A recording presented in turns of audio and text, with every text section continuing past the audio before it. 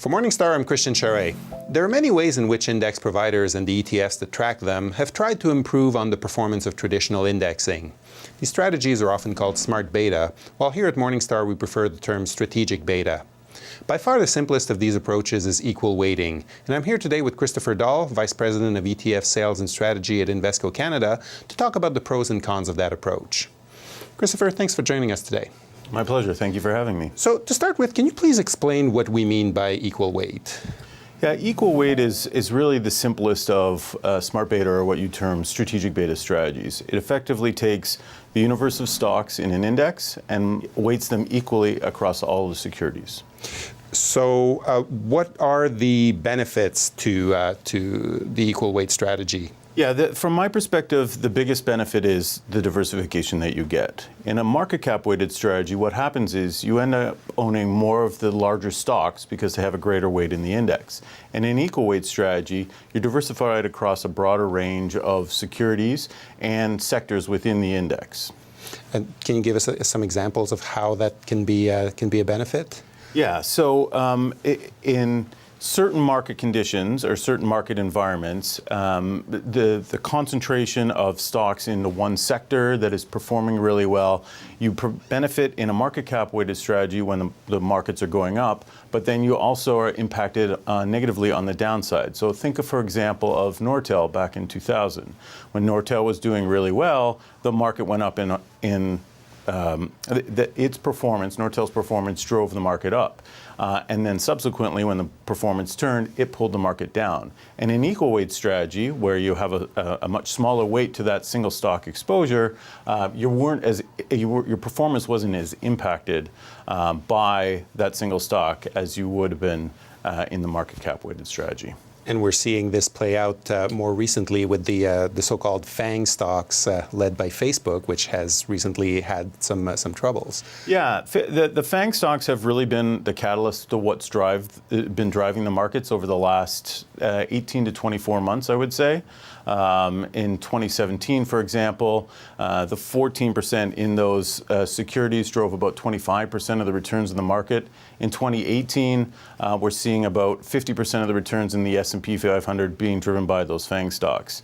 To your point, more recently, Facebook's earnings that came out weren't what the market was expecting, and that's had that's been a big impact to the performance of those stocks. And that will likely have a bit of a divergence in performance between the broader S&P 500 index versus an equal weight strategy that doesn't have as great an exposure to those FANG stocks as the market cap weighted index did.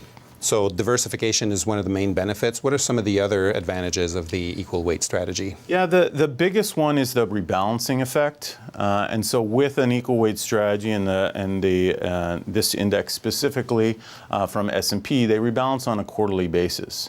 And the reason why they do that is they have to bring them weights back into line, into that equal weight status, because you'll have market effect and you'll float, the security will float throughout the quarter, and then we bring it back in line.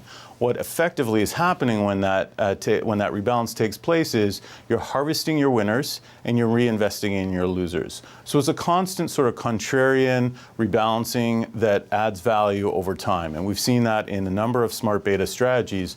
Part of the return of the value of a smart beta strategy is that disciplined rebalancing effect in the portfolio.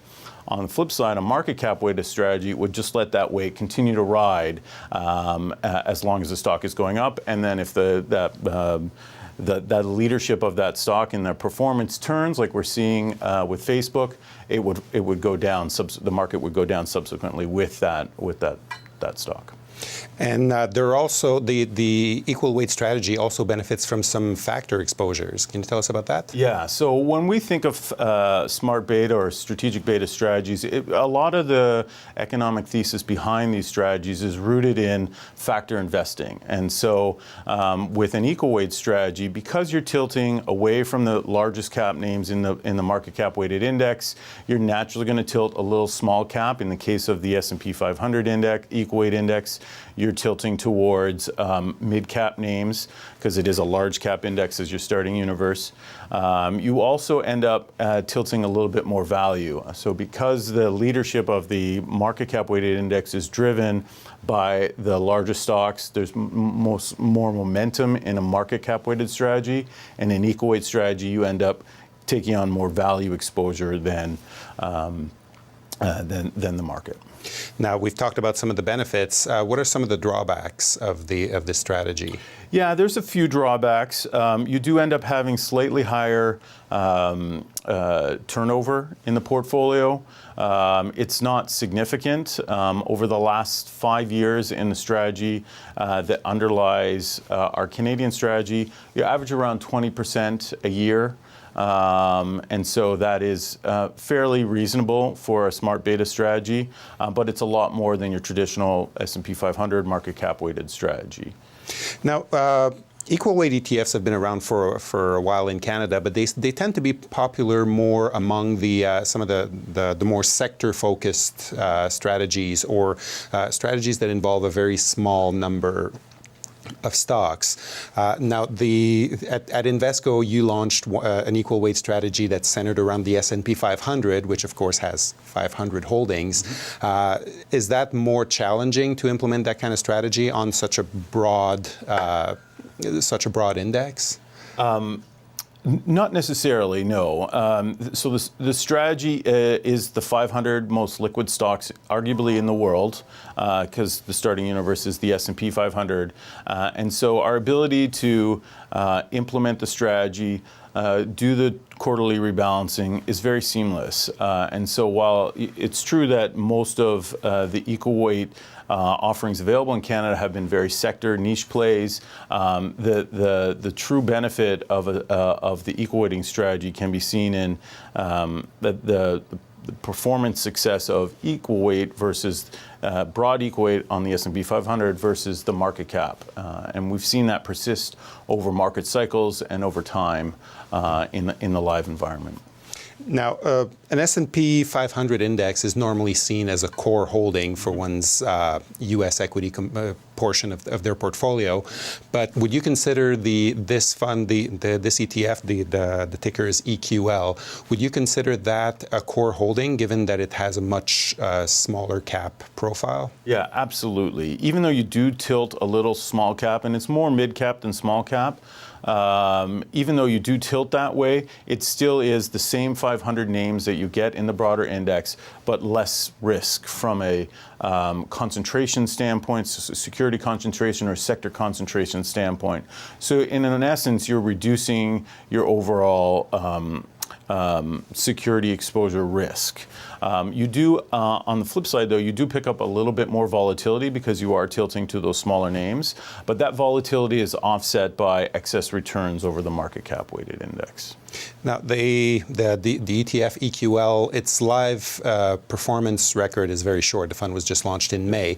But what does the back-tested result look like, and how does it compare to the standard S&P 500? Yeah, even though the strategy was launched here in Canada recently in May, it is based on an underlying U.S. listed product that has over 15 years of live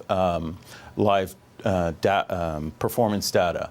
And so I prefer to point to that track record because you can get a sense of actually how it did with all the implementation costs, the turnover that takes place on the quarterly rebalancing, the fees. You can see that the performance over time has outperformed the market cap weighted index in a live environment. So if you compare the underlying, so in our Canadian listed, we're buying that underlying US listed, RSP is the ticker down in the US. If you compare RSP against SPY, which is the broad S&P 500 index, you can see that outperformance over time.